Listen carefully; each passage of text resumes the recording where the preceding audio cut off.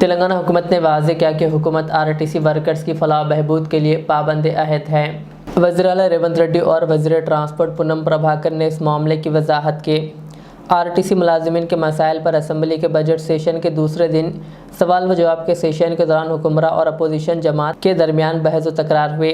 इस मरहले पर वज़ीर आला ने मदाखलत की और कहा कि BRS के रुकन असम्बली हरीश राव की जानिब से स्पीकर के फैसले पर सवाल उठाना नामुनासिब है। उन्होंने कहा कि ऐवान का एजेंडा ऐवान की मिल्कियत है और हर रुकनों को इजहार ख्याल का मौका है और इस हवाले से स्पीकर के फैसले पर सवाल उठाना दुरुस्त नहीं। नए अरकान को मशवरा दिया जाता है कि वह क़वायद से वाक़फ़ियत हासिल करें और इनके मुताबिक अमल करें।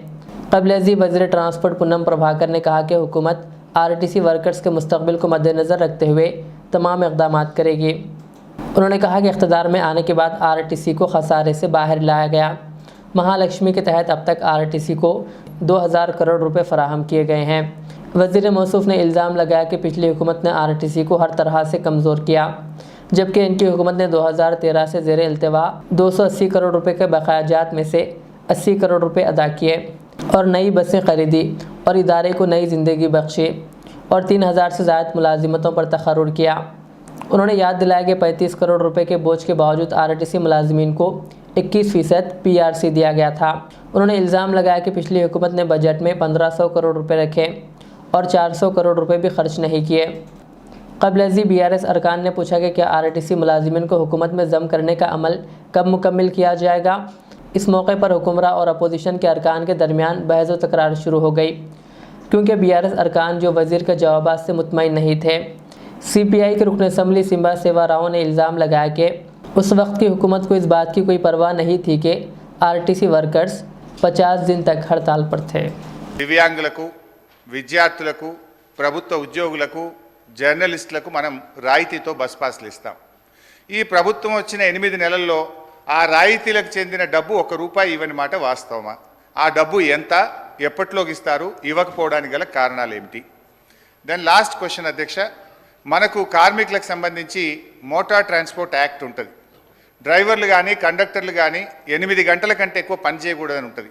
పునరుద్ధరణ గురించి వాళ్ళకి ఏం హక్కు ఉంది? ఎవరు రద్దు చేసినారు, ఎందుకు రద్దు చేసిరో ముందు మీరు ఆ కార్మికులకు క్షమాపణ చెప్పి ముందు అడగండి ఒక్కసారి.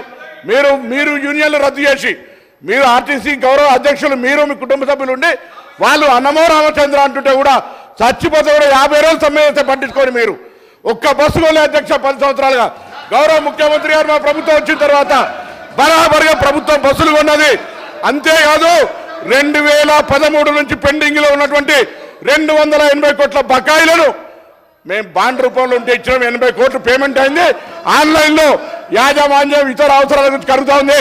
ఇంకొక మాట అడిగినారు అధ్యక్ష, మేము ఎన్నడూ మా ప్రభుత్వం వచ్చిన తర్వాత కార్మికులకు సంబంధించిన PF కావచ్చు, కోఆపరేటివ్ సెస్ ₹1 ముట్టలే.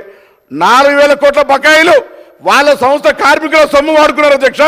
ఇవాళ RTC 7000 కోట్ల అప్పులతోటి మాకు అప్పచెప్పితే ఈరోజు ప్రభుత్వం మహాలక్ష్మి పథకం కింద నెలకు 300 కోట్లు ఇచ్చారు అధ్యక్ష.